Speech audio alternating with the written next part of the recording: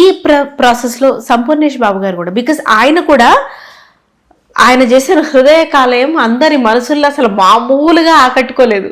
అది స్పూఫ్లకే స్పూఫ్. ఆ తర్వాత ఆయనకంటూ ఒక పర్సనాలిటీ, ఒక స్టార్డమ్, ఆయనకంటూ ఒక మార్కెట్ క్రియేట్ చేసుకున్నటువంటి వ్యక్తి. ఇప్పుడు ప్యారడైజ్లో కూడా మనకి కనిపించి అది చాలా, అంటే ఆయన రోల్ ఇప్పుడు ప్రస్తుతానికి మనకి గోప్యంగా ఉంచుతున్నారు. కానీ మీకు ఆయనతో ట్రావెల్ ఎలా ఏర్పడింది? అన్న స్టార్టింగ్ నా వీడియో చూసాడు, ఏది ఆటోది ఇది. ఇప్పుడు కొబ్బరిమట్ట ప్రమోషన్కి జబర్దస్త్కి వచ్చారు. నేను అప్పుడు జబర్దస్త్లోనే చేస్తాను రావు గారి టీంలో. వచ్చినప్పుడు అన్న నమస్తే అన్న, నేను ఇలాగా అంటే నీ వీడియో చూశాను బస్ బాగుంది అని. అన్న మీ నెంబర్ ఏంటి అన్న, నెంబర్ తీసుకున్నా, ఇంకంతే కథ. తర్వాత నుంచి మెసేజ్లు, అన్న కొంచెం ఎక్కడున్నారు అన్న కలవచ్చా ఇది.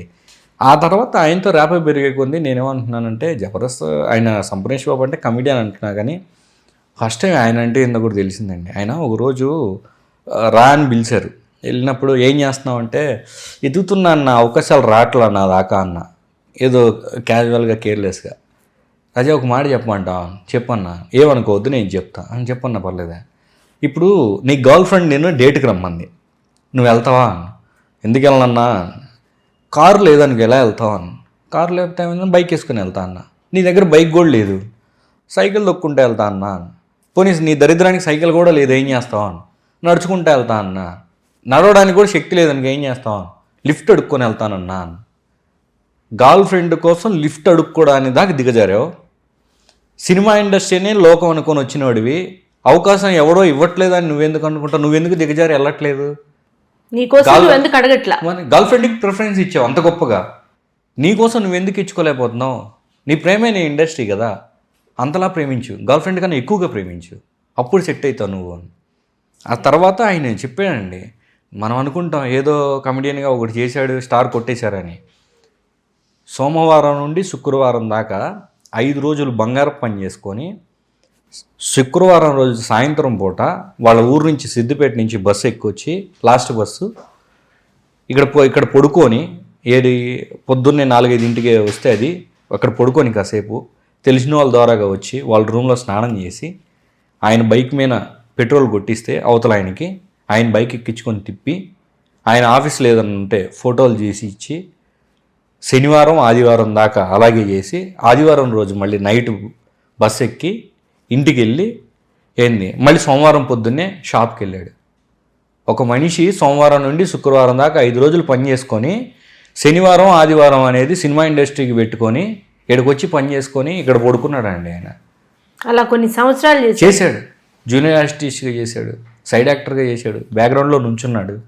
ఈరోజు కొట్టాడు, ఊరక రాలా. అమ్మో, ఆయన చెప్తుంటే అసలు నిజంగా లైవ్ కళ్ళమ్మ నీళ్ళు వచ్చేసినాయి. ఏమో అలాంటి వాళ్ళతో పోలిస్తే మనం ఏం చేసామని.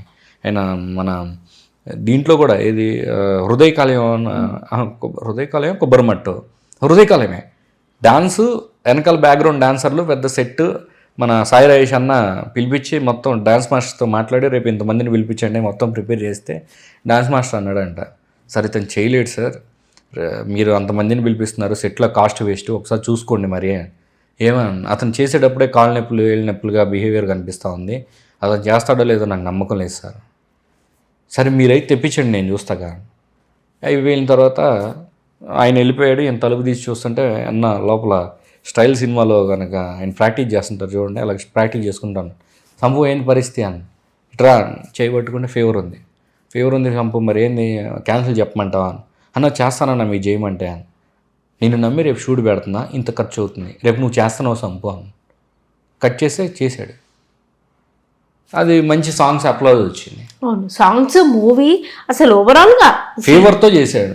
ఇంకోటి, నేను ఇందాక డైరెక్టర్ గురించి మాట్లాడుకున్నాగా, డైరెక్టర్ క్రియేటర్ అండి నిజంగా సాయి రాజేష్ అన్న.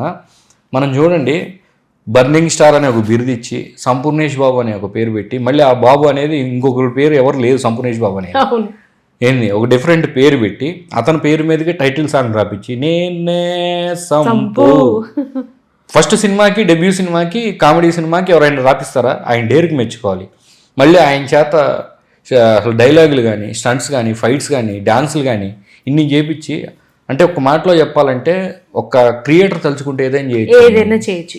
ఒక రాయిని తీసుకొచ్చి ఈరోజు చెక్కేశాడు శిల్పాన్ని. ఆ శిల్పం పేరే సంపూర్ణేష్ బాబు. నిజంగా సాయి రాజేష్ అన్న గ్రేట్ నిజంగా, అమ్మో ఆ విషయంలో అదే ఒక డైరెక్టర్ గొప్పతనం అండి. అవును. దానికోసం ఆయన ఎన్ని రోజులు షూట్లు ఆపుకుంటా ఎంత ఫైనాన్షియల్గా స్ట్రగుల్ అయ్యి ఇది చేశారు. అలాంటి జస్ట్ ఫన్నీ కథ మనం అని చెప్పి ప్రొడ్యూసర్ దొరకమంటే దొరుకుతారండి? చాలా కష్టం అండి. అది కేవలం డైరెక్టర్ విజన్ అంతే. అంతే, ఆ డైరెక్టర్ విజన్ ని ప్రొడ్యూసర్ నమ్మగలగడం, డబ్బులు ఇన్వెస్ట్ చేయగలడం, అన్నీ అదే అంటారు కదా, ప్రాపర్ గా కుదరాలి. సో మీరేమంటారు సార్? ఇందాక మీరు లక్కర్ అన్నారు, బట్ మీ నోటి నుంచి ఇంకొకసారి ఒక యాక్టర్ కి, డైరెక్టర్ కి, ప్రొడ్యూసర్ కి లక్ ఎంతవరకు ఫేవరబుల్ గా ఇవ్వాలి ఇండస్ట్రీ? 70-30 నేను అనుకోవడం. 70 నీ కష్టం, 30 నీ లక్. అది కూడా ఉండాలని నేను నా ఉద్దేశం. లక్కే నమ్ముకుంటే ఏది రాదు. అసలు 30 అంటే పాస్ మార్కులు కాదు, 35 కావాలి అంతవరకే. కథ నీ ప్రయత్నం నువ్వు చేయి, మరి ఏం జరుగుతుంది మన చేతుల్లో ఉండదు. ఏమి అలా అనుకుంటే కృష్ణానగర్లో గొప్ప గొప్ప వాళ్ళు ఉన్నారు, ఇంకా ఈ రోజుకి తిరుగుతున్నారు, చెప్పులు అరిగిపోతూ ఉన్నాయి. ఏదన్నా ఒక కొంతమందిని చూసే కళ్ళమ్మ నీళ్ళు వస్తాయండి. ఏంటిదిరా అంటే ఒకటిది పెళ్ళి ఫ్రెండ్ వాళ్ళది, అందరూ వెళ్ళారు, వీడు వెళ్ళాడు, అక్షంతలు వేశారు. ఒకడేమో ఇంకేంట్రా సంగతులు అని చెప్పేసి అందరూ సిట్టింగ్ వచ్చినప్పుడు ఒకడు ఎక్కడ సెటిల్ అయ్యానని, ఒకడేమో జాబ్ చేస్తున్నాను, ఒకడు ఐటీ అని, ఇంకొకడు నువ్వేంద్రా అంటే చూస్తున్నాను మామ సినిమాల్లో. 12 ఏళ్ళు రా నువ్వు ఇండస్ట్రీకి, ఇంకా ఏందిరా చూసేది. చిన్న అందరి ముందర ఏం లేక చిన్న స్మైల్ ఇచ్చి బయటకు వచ్చిన తర్వాత వాడు బెస్ట్ ఫ్రెండ్ బయటకు వచ్చి బాధపడ మాకు అందరి ముందర అడిగారని ఫీల్ అవుతున్నావా? లేదు మామ, దేనికి, నేను ఏదో ఒకటి అవుతాను మామ రేపు అని. ఆ పక్కన ఆయన అన్నాడు, అమ్మ సావతారా ఈ ఆశ, సినిమా అనే ఆశ. మామ నా టైం రాలేదు, ఏదో నేను ప్రయత్నిస్తున్నా, మరి ఎందుకు కుదరట్లేదో తెలియట్లేదు, కానీ ఏదో రోజు అయితే నేను కొడతాను మామ, సినిమా వాడుగా చచ్చిపోతాను మామ. ఆ పార్టీలో నేను కూడా ఉన్నా, కళ్ళమ్మ నీళ్ళు వచ్చినాయి. జనరల్గా సినిమా డైలాగులు అనుకుంటారు కానండి, ఈ పని తప్పితే ఇంకో పని రాదండి. ఏదో ఒకటి చేసుకుని ఏడే చచ్చిపోదాం అనుకుంటారు, కానీ అమ్మ నాన్న తిట్టినా కానీ, కనీసం పెళ్లి చేసుకుంటే పెళ్ళాన్ని పోషించలేను ఇదే అని ఫైనాన్షియల్గా వర్కౌట్ అవ్వకపోయినా కానీ, ఫ్రెండ్స్ దగ్గర ఒక 5,000-6,000 అడుక్కొని రూమ్ రెంట్లు కట్టుకున్నా కానీ ఈడే బ్రతకాలనుకుంటాడు, కానీ బయటికి వెళ్ళి ఏదో ఒకటి చేసుకుందాం అని అనుకోడు. అదే బాధ సినిమా ఆడుతూ. అది ప్యాషన్ అంతే, అది తప్పితే ఇంకేది రాదు, అది తప్పితే ఏది చేయలేమని ఇది. కానీ గ్రేట్ అండి.